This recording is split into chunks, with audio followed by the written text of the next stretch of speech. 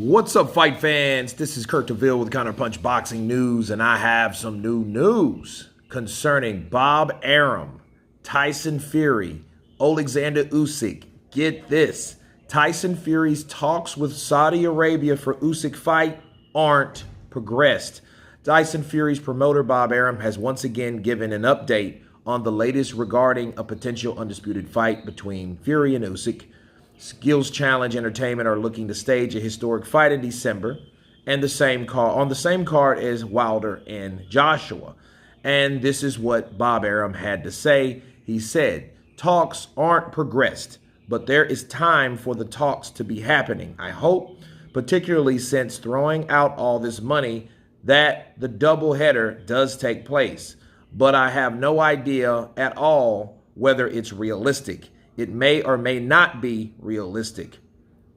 The money that the Saudis would allegedly put up for that fight far exceed the money that the fighters could earn anywhere else in the world.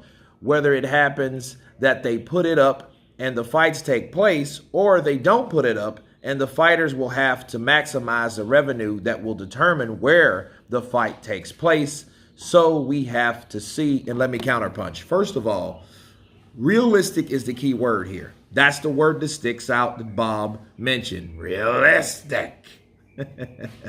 Right? But I think, if anything, the realistic aspect of both guys, Joshua, Wilder, then Usyk, Fury, and then another date, of course, probably sometime in the next year, obviously, April or May, then you will see the winners of the two. Well, yes, they can make more money than they ever can, but you know what will get in the way? Ego. Ego will get in the way, okay?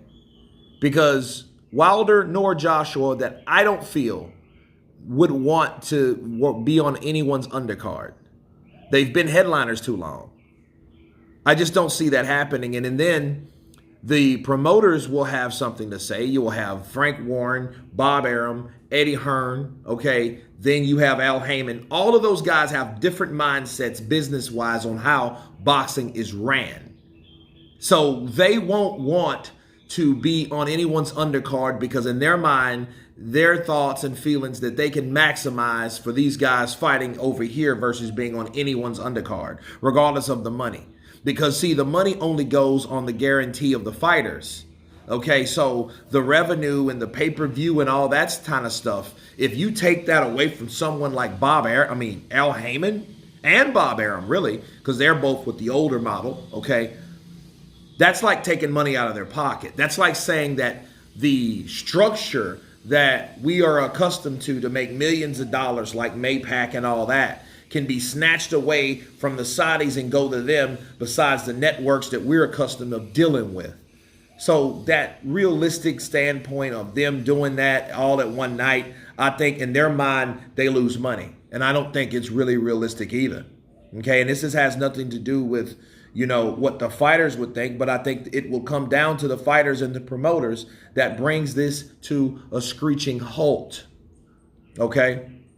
So no, I don't think they've progressed, but hopefully we will see what happens. But they say money talks, so let's let this money talk and bullshit run a marathon. Bars.